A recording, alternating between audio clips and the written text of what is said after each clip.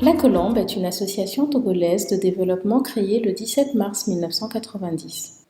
Elle a pour vision une société juste et équitable où les femmes, les jeunes et les enfants se réalisent pleinement et participent effectivement à la vie de cette société.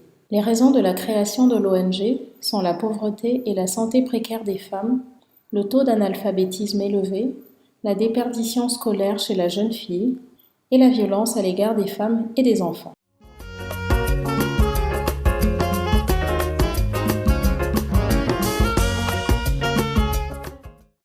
La Colombe a été créée le 17 mars 1990 pour répondre aux problèmes de violence que subissaient et subissent encore les femmes et les jeunes filles et réduire le taux de scolarité, le taux de déscolarisation de la jeune fille et les questions de santé précaire de la femme et également la pauvreté de la femme sous toutes ses formes.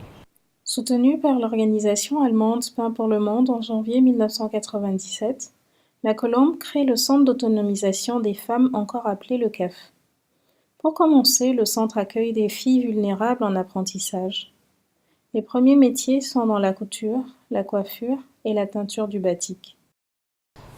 Nous avions compris que afin que la femme puisse être à l'abri des violences et qu'elle améliore sa santé et qu'elle puisse également subvenir de mieux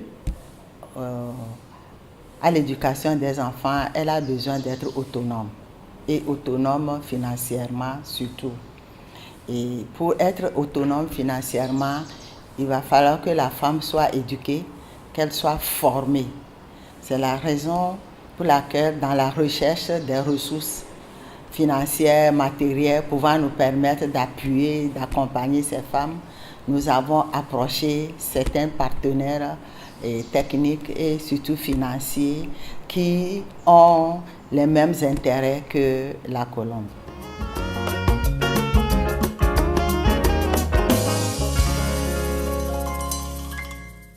Carrefour International est une ONG canadienne dont la mission est d'encourager un monde plus équitable par le renforcement de capacités dans les communautés, le partage des connaissances et l'action collective.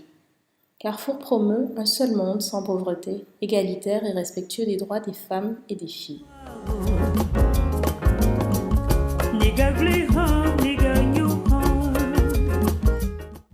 En 2012, Carrefour International devient un partenaire officiel de la Colombe. En 2014, à travers son programme Québec sans frontières, l'ONG canadienne permet à de jeunes volontaires de partir au Togo, au Sénégal ou au Ghana. Des jeunes volontaires de 18 à 35 ans ont la possibilité de vivre une expérience de coopération internationale. Le programme s'étend sur un plan triennal où 3 groupes de volontaires viennent chaque été travailler sur le même projet pendant une période de 3 ans.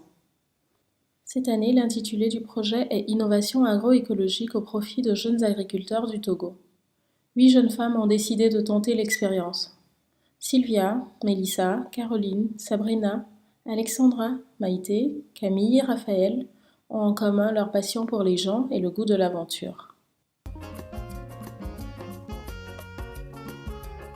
Je l'ai trouvé sur l'internet, sur Facebook ou je ne me rappelle plus, mais je pense que c'était Facebook. Quand j'ai vu le programme, je pensais que c'était une belle opportunité de faire quelque chose comme ça, d'apprendre de les chances culturelles, aussi d'avoir l'expérience avec des Québécois.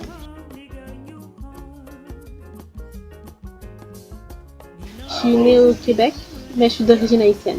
Moi, je voulais travailler en coopération internationale, surtout dans les pays, soit l'Afrique noire ou les Antilles, les pays en rapport avec les Noirs. Fait que là, quand j'avais vu les QSF l'année avant, c'était trop tard pour s'inscrire, donc je me suis dit que j'allais m'inscrire l'année après.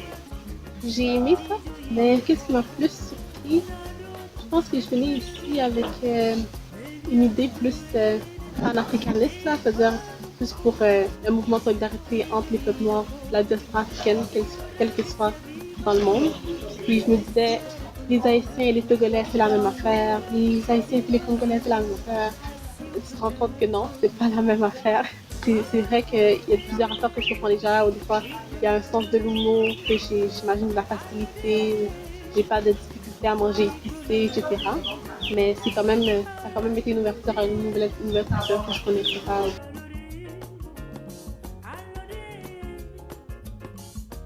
Puisque c'était mon premier voyage, ça a été difficile. C'était beaucoup d'adaptation en même temps, beaucoup de choses nouvelles que j'avais jamais vécues, de s'habituer dans un groupe aussi. C'est quelque chose que j'ai eu un petit peu de difficulté au début. Au style de vie différent, ça a été une adaptation qui m'a pris quelques semaines quand même. C'est sûr. Sinon, j'ai quand même vécu vraiment des beaux moments. C'est tout le temps des moments de simplicité totale. C'est les moments que j'aime le plus. Juste moi et Sabrina, avec qui je suis en maison, on revenait d'aller acheter des fruits. Juste comme ça, parce que les petits garçons nous ont envoyé le ballon. On a commencé à jouer au ballon avec les garçons. Finalement, on a fini par jouer avec les enfants de toute la rue. C'était tellement un moment que je vais garder gravé dans ma mémoire. J'en ai vécu plein de trucs comme ça, de moments d'échange, de moments d'accueil. C'est vraiment précieux comme souvenir. Puis c'est des trucs comme ça que je vais me rappeler. M'adapter en groupe, ça a été un bon défi personnel, à prendre ma place dans le groupe.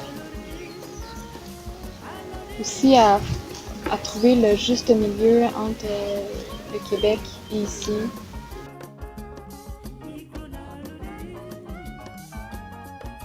Lomé, c'est très achalandé.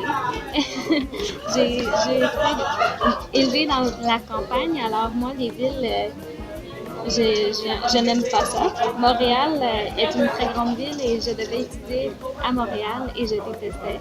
Alors, quand je suis arrivée à Lomé, je n'ai pas vraiment aimé non plus.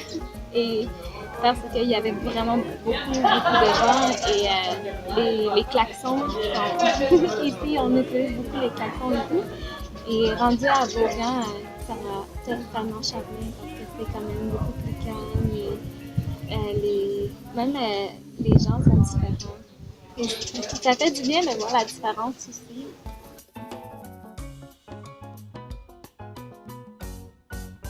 Même être en groupe aussi, c'est un challenge. Parce que moi, je suis quand même quelqu'un de solitaire.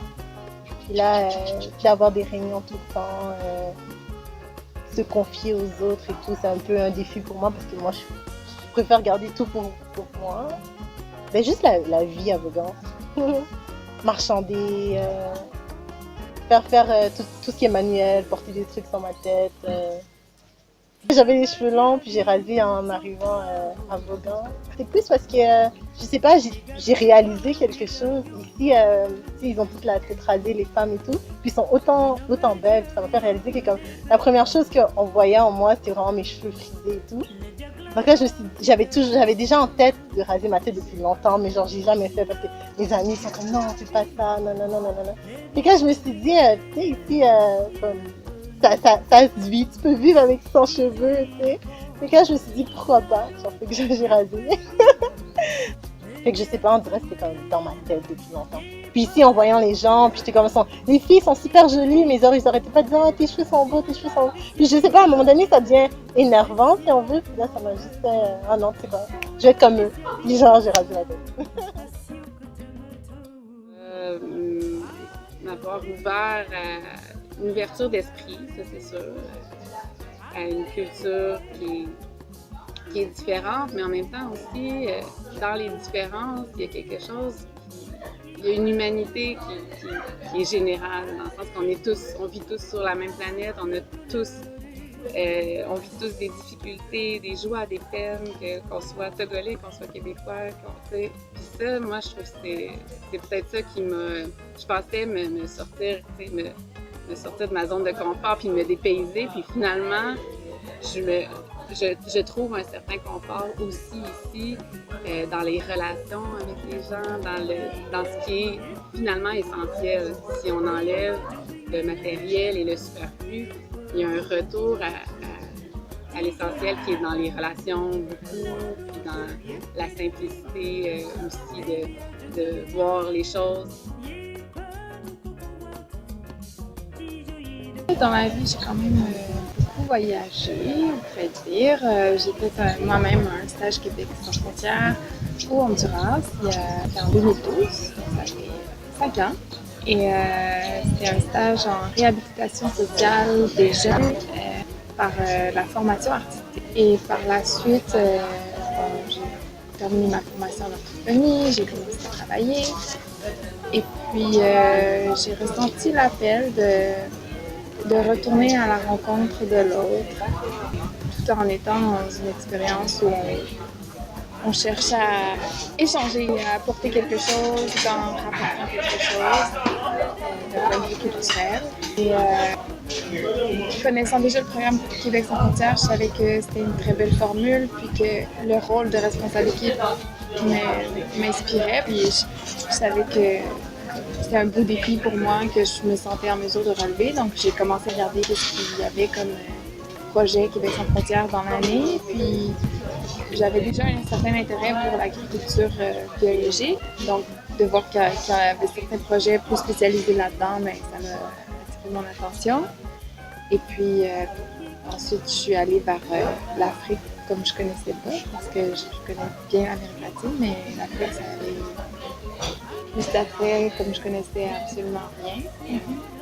Et voilà, donc je suis tombée sur le projet du Togo à Carrefour et j'ai postulé.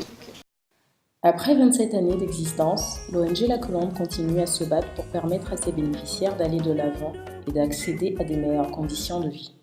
Même si l'organisation se positionne comme ayant pour cible des jeunes et des femmes, les hommes sont aussi les bienvenus. Monsieur Devy, un retraité des forces de l'ordre, en est l'exemple. La Colombe, c'est moi. Elle fait partie comme ça. Non, elle m'encourage beaucoup. L'ONG là m'encourage beaucoup. J'apprends au jour le jour. Moi, j'aime apprendre. Ouais. Les 2 jours qu'on a fait là, comme vous allez revenir dans Zoom là, vous allez encore constater beaucoup de changements dans ce